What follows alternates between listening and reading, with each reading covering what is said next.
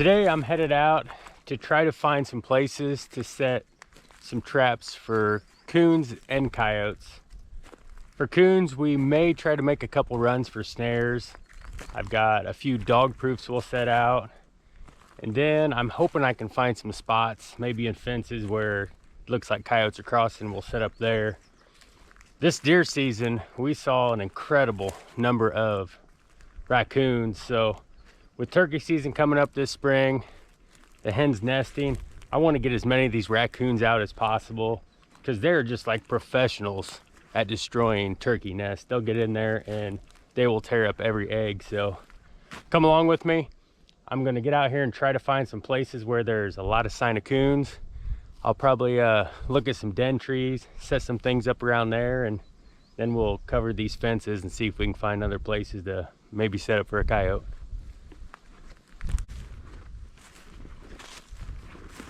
So far, I've seen some pretty good spots along the fence row where there's a lot of runs, close to several trees that have hollows in them, but I haven't set any yet.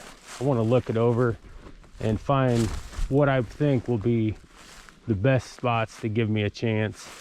Right now, I'm following a fence, kind of looking for more places to set snares. I'm walking up on one right now that might be a decent spot. Nope, there's too much fence open here. This is a problem because, you know, they can cross anywhere under here. So if you were gonna set a snare up here, you would have to find the broken fence and set it back up, or you'd have to take sticks and just build a wall, and it's really not worth that much effort because we get farther down this fence, we'll find spots where there's just little holes where these animals are coming through. This right here would have been the perfect spot. You can see this little run going right between where this fence was. But the farmers came and repaired the fence because they just put cattle out here, so now it's not that good of a spot. If this trail looked like it'd been used a lot more than it is, I would probably try to set one right here because they don't have to be very big for coons, but since they fixed this, I'm assuming they just move on down to find an easier place to cross. Coming up to here, what appears to be an older den. Hasn't been used in a while.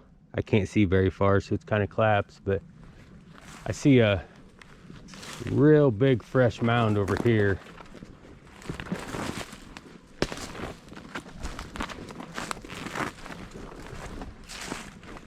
Oh yeah, this is a pretty fresh one.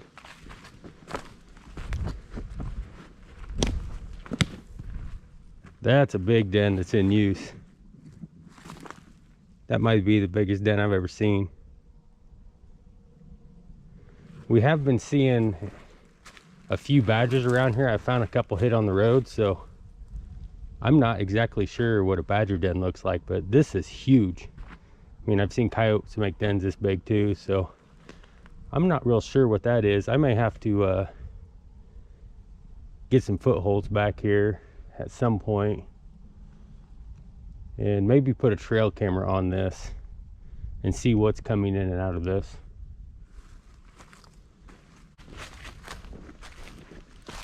Here I'm coming up on what I know is a den tree for raccoons. When we came out here the other night, there were several of them that were fighting in this tree, and by the time we got up here, they were dipping back down in it. But during deer season, this tree was crazy. You'd be sitting in the tree and they would be fighting just for an hour straight. It was pretty wild. So I'm definitely gonna set a dog proof right here. Like I said, beginning of the video, I don't have any stakes with me. I forgot those, so I'm gonna find somewhere, probably right here with one of these laydowns, something that's in the ground pretty solid to where I can wire the chain on the dog proof to it. I know it's not gonna go anywhere. It'd take a lot for a raccoon to pull one of these trees off, but I still want to make sure it's solid.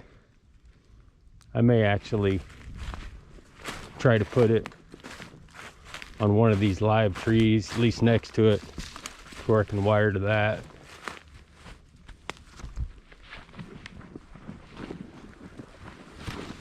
I'd say this is as good a spot as any to set the first one, so we'll get these out and get one set up.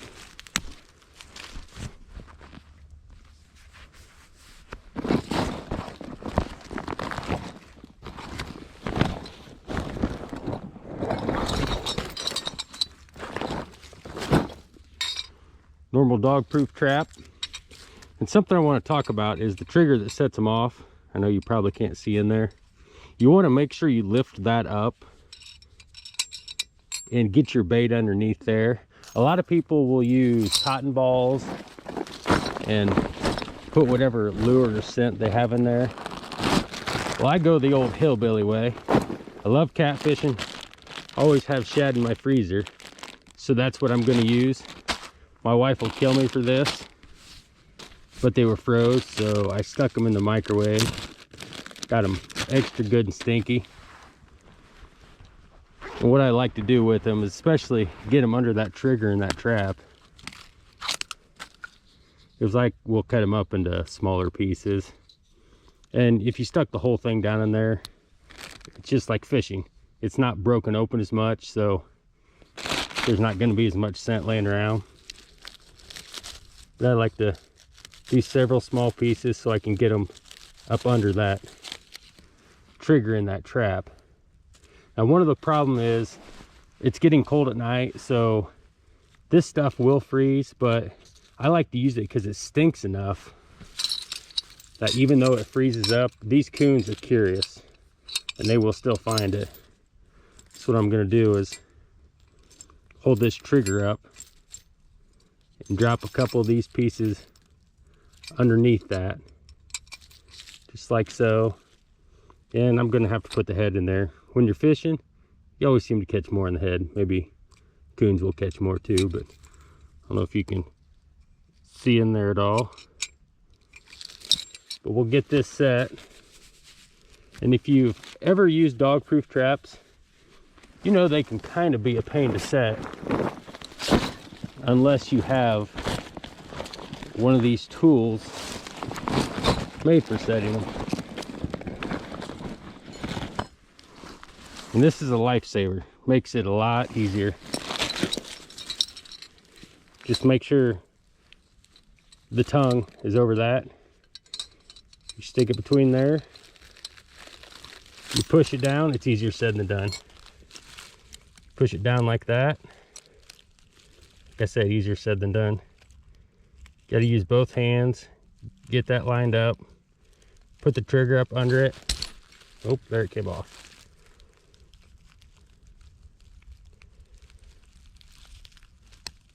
There, it's locked in there good. You can see that trigger's under there. And those coons will want to get that stuff. They'll reach up there, they'll grab a hold of that trigger in there, and boom, it sets. And since coons are a very, very curious creature, you would think you could just set it straight up and down like that. And you can, and it will work. But the easiest and best way to do it is to just set it at an angle like this. Because they walk up to it, they see it, and it's a lot easier for them just to stick their arm in there. So you want to sink that in the ground pretty good. Doesn't have to be crazy. About like that. And then I'm just going to take this chain and I'm going to run some wire around this tree to hold it.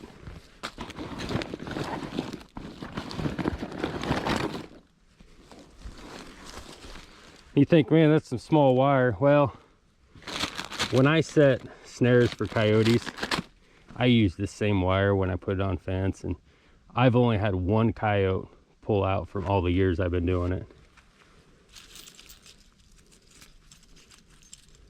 Now I will double this up.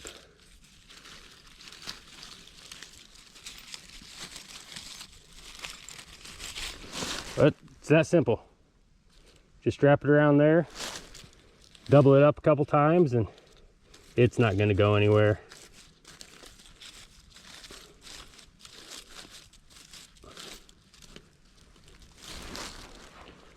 And there is our first coon set.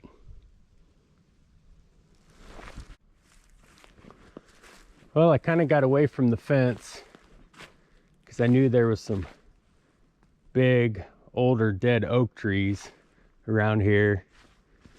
And I'm standing between 4 that I can see holes that have a lot of runs around them. So I'm just going to find a spot in between them and set another one of these dog proofs up.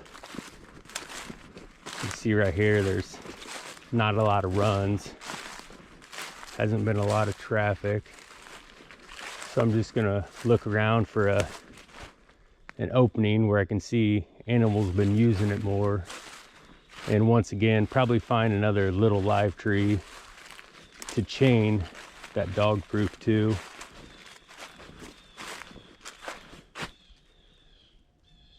I'm not seeing any real good spots. Up on top of this hill, I'm guessing there's been a little more activity.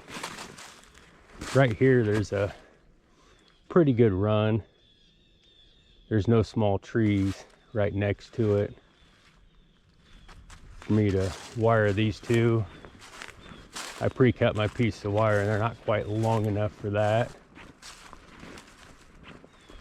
So you can get up here, you can see there's been a lot more traffic here, and that tree up on the hill, there's real dead. It's a huge hollow. There's got to be raccoons in that right now. See if there's anywhere better to set one up here.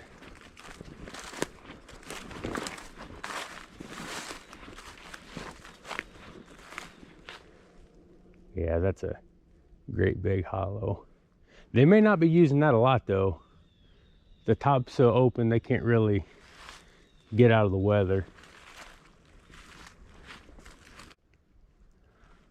Well, I think the best spot around these 4 big oak trees is going to be down here on the lower ground, just because there's so many trails here.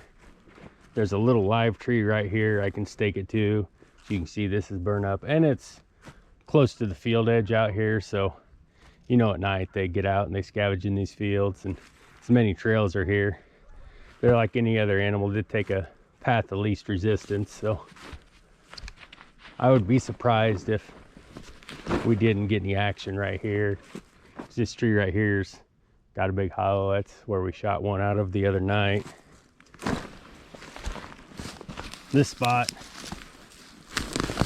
I think I'm gonna set it up on the left side of the tree here. I don't want it down in the dip. Probably doesn't matter that much, but it's like anything else. You want it to be seen, catch their attention. And with as cold as it's gonna get tonight, the scent of these is gonna dwindle pretty fast as they freeze. So we'll get this other one set up. Just like before, I'm going to get one of these little shad, cut them up, get them put underneath the trigger on this trap, get it wired around the tree, and we'll be off to look at another spot. I have one dog proof left in my bag, and I think I'm going to set it up back here. This is, probably 150 to 200 yards from the last set. I don't have any of them very close together. From my experience, if you put 2 of them real close, I never catch 2 of them. I don't know if one goes off, one gets trapped, if the other one gets freaked out over it. I really don't have an explanation for that, but as you can see here, there's a dead tree right there with a nice hollow. Of course, one of my old deer stands. Big oak there that has a couple hollows, so Look around right here. It's pretty beat down. There's a lot of traffic. There's a lot of trails coming from this cattle pasture over here. That's the neighbors. So I'm just going to find another spot with a live tree. And right here you can see there's all kinds of scat. And I'd say a lot of it's coming from this tree right above us. Although I'm not seeing any big den holes in it, but if there's that much crap, they're definitely using this for something. So there's a little live tree right here. We'll get this one set up, and then I'll be done setting up the dog proof traps. So I'll keep walking the fence farther, look for a spot to set up for a coyote. I'm happy for the farmers getting their fence fixed, but over the years I had certain spots I'd go to that were very productive, perfect holes in the fence, but they've got them all fixed. So I'm gonna have to walk around a little bit. I hope I find a place to set up a snare for a coyote, because tomorrow I'm hoping to get my nephew out here and check him. So I'm gonna get this other dog proof set up, and I'll be on the hunt looking for other spots. Right here is the perfect example of a place to set a snare for coyotes, even raccoons, but this one I'm gonna say coyote just because the trail coming through it, it's going to a cattle pasture, and the size of the hole in the fence. That's the other issue with this one, is they've put up new fence, but the old fence is tore down all the way along this. But you can do two things. You can take sticks and make a wall with it, or you can just take the old fence, try to lift it up, which, hey, you're doing nothing but helping the farmer, and then maybe add sticks to it. I think I'm gonna have to do a combination here, so this take me about 10 minutes. I'm gonna get busy on this. I'm gonna start on this side, get this fence pulled up as good as I can. You're not hurting anybody's property by taking their existing fence, run some other fence around it. You can see that's why it's falling apart. Stuff's so old and rusty, doesn't want to stay up, so you just slightly bend it, hook it over, and you can find these other pieces like this. Well, see, they keep breaking. You just hook it over as good as you can, because the more of this we block off, we can come down here and make a tunnel effect and direct those animals right into it. This is going to be easier said than done, unfortunately.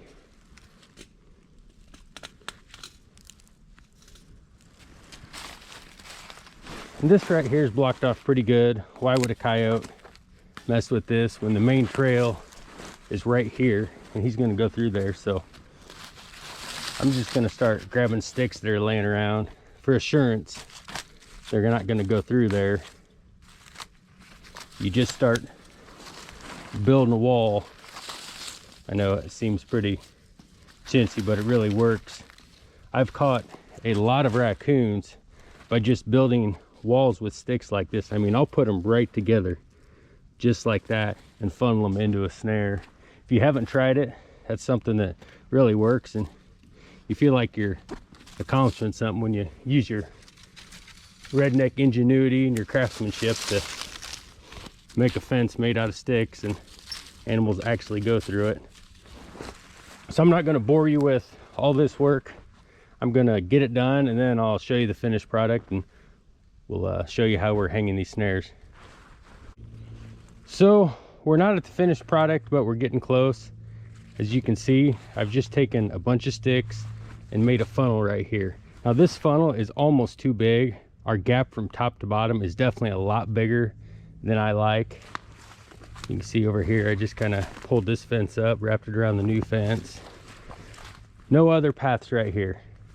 Something else while I'm doing this I'll talk about is with coyotes, especially when you're doing footholds, you have to worry about scent. You know, you need to wear rubber gloves, do all that stuff. When you're running snares, I've never really had an issue with it.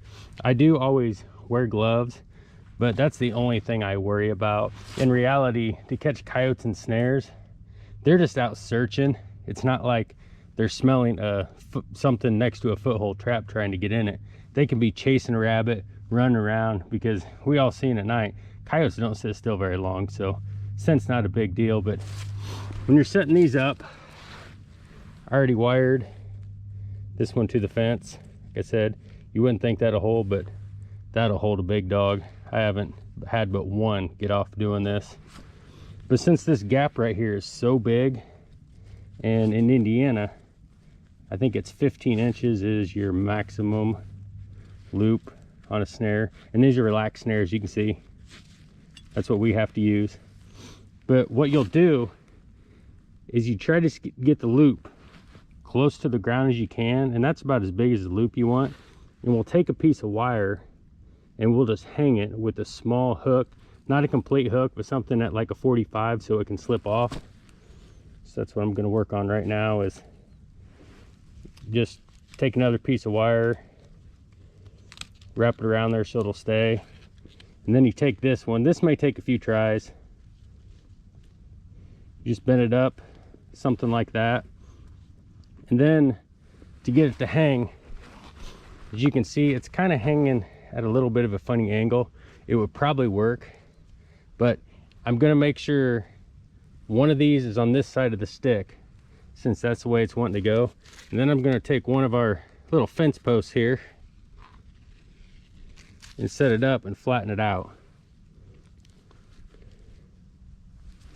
As you can see, by doing that, it's keeping this pressure here, keeping this side going, because you're always, no matter what you're doing when you're using cable like this, it's going to try to go one way with the loop. But the only way this is going to get set off now is if a tree falls, if one of the cows come over and mess with it. But right here is about the perfect set for coyotes. I don't know if you can tell how big that is, but that's probably close to 12 inches. But they will go right through that. You don't have to worry about scent or anything like that. Not saying we'll catch one tonight. I haven't been doing this yet this year, so we'll see what happens. And I'm gonna keep on walking, see if I can find anywhere else along this fence heading down, and hopefully I don't have to build another wall like this. I can just find a good spot to just set one up. I've walked probably, I don't know, a mile and a half following fences, and I haven't come up with anything else that looks like a good spot to set for coyotes. All the fence has been repaired, and the last thing you want to do is mess with anybody's fence. So that'll probably be all I set for today. Coon season for trapping ends, I think, a week and a half from now, so I'm not going to put a lot of effort into putting too much out. I'll get out and check them tomorrow, and it may be my only run of the year, just a few traps. Something I'm just playing around with. I did a lot of this when I was a kid. About every 5 or 6 years, I'll set some traps just to thin down the coyote population, the coon population, and it's something I like to mess around with, especially when we're having a winter like we are right now. It hasn't been cold enough to make any ice for us to go ice fishing. It did get cold. There was like 8 inches of ice, 6 inches anyways, and it only lasted about 4 days. Then it got warm, had to go back to work, didn't get to do it, so that's driving me a little bit crazy. I'm missing ice fishing right now. But if any of you have ever wanted to set traps and haven't done it, I hope this helps you. It's not as hard as what you think. Now, if you want to go setting footholds, there's a little more to it. You need to have more supplies, scent, wax paper, sand if it's cold out. There's a bunch of things to go to it. But if you made it this far, I appreciate you watching, and I hope it helped some of you out. If it didn't, I hope you just like watching a dummy walk around the woods, talk to a camera. So hopefully we can get out fishing soon, and hopefully we have a couple critters in these traps tomorrow.